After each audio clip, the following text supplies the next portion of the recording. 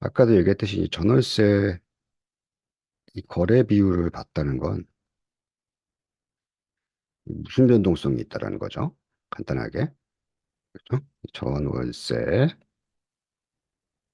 이제 변동이 심할 수 있다라는 뜻이죠. 전월세가.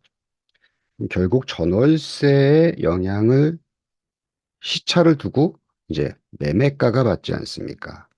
그렇기 때문에 매매가도 변동성이 높을 수 있다. 이 얘기입니다. 강남, 서초, 송파 이런 곳이 굉장히 전월세 변동률이 심합니다. 그래서 이제 강남 같은 경우가 외부적 충격이나 내부적 충격에 의해서 쭉 빠질 때 있죠. 근데 강북은 안 빠지죠, 별로 이렇게. 막 강남에서 막 10억 뭐 이렇게 빠진 적이 있어요. 근데 강북은 뭐 한 1, 2억밖에 안 빠진 거죠.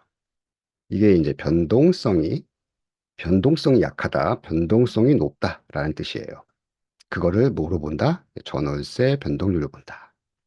전월세 거래 비율이 아무래도 높은 단지가 유리하다는 거죠. 변동성에 투자를 한다고 하면. 근데 이제 뭐 조금 안정적으로 실거주 이렇게 얘기를 해볼까요? 간단하게 A라는 단지와 B라는 단지가 있죠. 얘는 변동성이 별로 없어요. 얘는 변동성이 있죠. 그 만약 상승이다, 상승. 네, 상승 시기에 내가 투자를 한다. 그러면 어떤 걸 해야 되죠? 상승이 조금 이제 조금 많이 됐어요. 많이 올라갔어. 상승의 시작도 아니고 조금 많이 올라가 있어요. 이렇게 그래프가 있다라고 하면 한 요 정도야. 그럼 A에 투자를 해야 됩니까? B에다가 투자를 해야 됩니까? 상승이 좀 많이 됐습니다. 변동성이 있는 게 나요? 변동성이 없는 게 나요? 요때는 변동성이 있는 게 낫겠죠. 이때는 변동성이 있으면 아무래도 불안하겠죠? 훅 내려갈 수가 있잖아요. 그렇죠. 안 그래요? 이거 이해를 하셨나요? 무조건 변동성이 좋다, 안 좋다, 이 뜻이 아니에요. 변동성이라는 거는. 전월세 거래 비율이 높다라는 건 변동성이 높다라는 거죠. 그렇지만 우리가 변동성이 아무래도 돈을 벌고 싶지 않습니까? 돈이 변동성이 있어야겠어요? 없어야겠어요? 있어야겠죠. 간단한 거죠. 변동성이라는 게 이런 그래프를 나타내고 있지 않습니까? 이런 변동성이 있는데 변동성의 상품을 내가 언제 사냐? 언제 사냐? 이런 뜻이겠죠. 이게 어떻게 보면 쉽고 어떻게 보면 어려운데 변동성 있는 상품을 내가 언제 사야 되는지는 다 알아요. 이 그림만 보면. 변동성이 있는 아파트 A, B, C, D, E, F 이런 식으로 나열할 수가 있어야 돼요. 그 지역에서. 이게 굉장히 중요한 겁니다. 그래서 제가 숙제를 해오라고 한 거예요. 지금은 대장 아파트만 했기 때문에 변동률이 조금 높을 수 있습니다. 변동성 높은 곳에다가만 투자를 할 수는 없는 거예요. 항상. 변동성 없는 곳에도 투자를 할 수 있어야겠죠. 그러면 변동성 없는 곳을 투자를 하려면 변동성이 있는 걸 공부를 해야 돼요.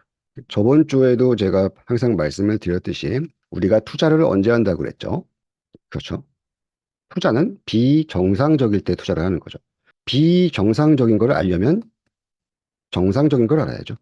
그래서 우리가 변동성을 알려면 변동성이 없는 것도 공부를 해야 되는 거죠. 그러면 이거의 반대인 거예요. 이거의 반대로 적용하면 되는 거예요. 항상. 변동성의 반대는 변동성이 없는 거죠. 변동성이 덜한 거죠. 그럼 투자도 비정상적일 때 투자를 하는 거죠. 그럼 거꾸로 정상적일 때를 알아야겠죠. 비정상적일 때 투자를 해야 되니까. 항상 반대로 적용을 해야 돼요. 항상 투자는. 그리고 변동성이 있는 상품에 변동성이 바닥일 때, 변동성이 바닥일 때 투자를 하는 것이 가장 현명합니다. 이 변동성이라는 게 우리가 자꾸 이제 매매를 보게 되는 거죠. 매매를.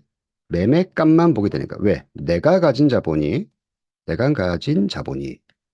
이거니까. 그렇지만 계속 제가 강조를 하지만 이 매매가만 보면 투자를 못 합니다. 절대.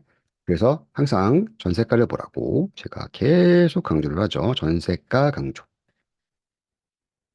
그리고 월세가 강조. 제가 계속 소득이라는 걸 계속 톡방에서 얘기를 할 거예요. 소득이 왜 이렇게 높고 소득, 지역 소득에 대해서. 이 지역 소득은 우리 이영일님 오늘 숙제해 오셨으니까 제가 가르쳐 드렸습니다. 이 지역 소득이라는 것은 무엇을 보기 위해서죠? 맞췄습니다. 전세값 그리고 월세값이에요. 예, 2번, 3번이 맞는 거예요. 2번, 3번이.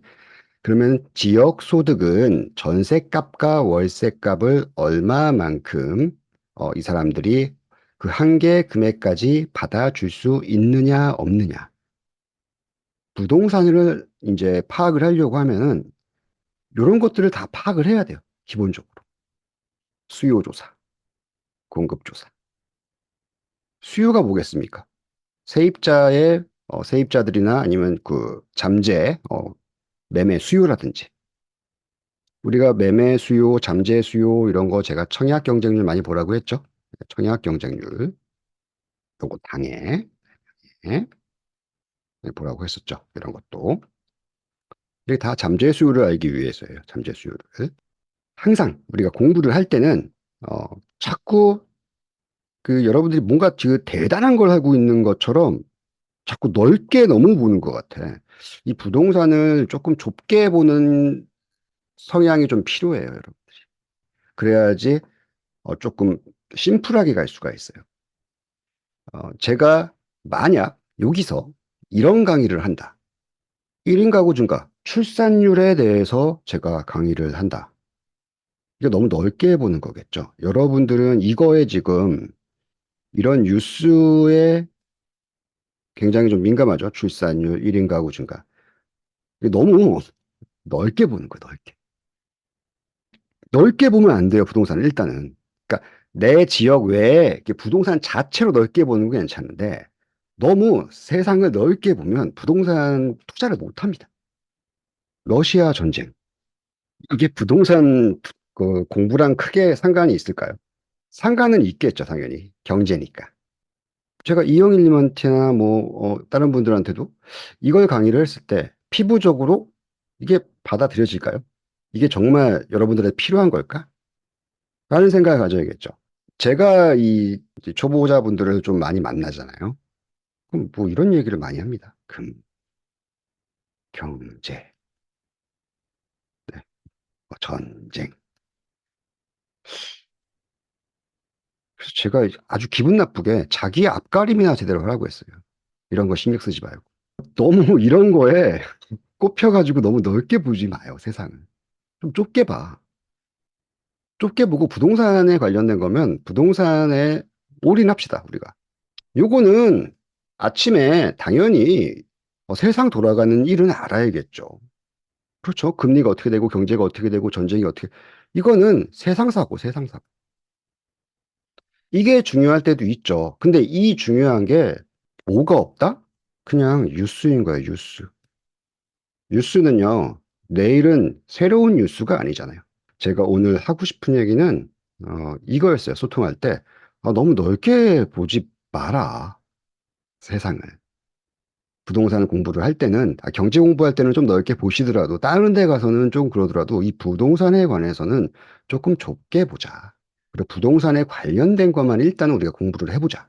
그리고 이런 거를 경기에 한번 접목을 시켜보자. 라고 제가 조언을 드리고 싶습니다, 진짜. 뉴스나 이런 댓글들 보면은 모든 게 다 뭐 정치에 관련되어 있고 뭐와 관련되어 있고 당연히 부동산도 정치에 관련되어 있죠. 그렇지만은 어느 한 뉴스에 대해서 너무 요게 꼽혀가지고 모든 걸 다 적용하려고 하지 마죠. 세상사를 다 적용하려고 하지 말라는 얘기입니다. 시작하기 전에 말씀드린 건 이겁니다. 네, 너무 세상을 넓게 보지 마라.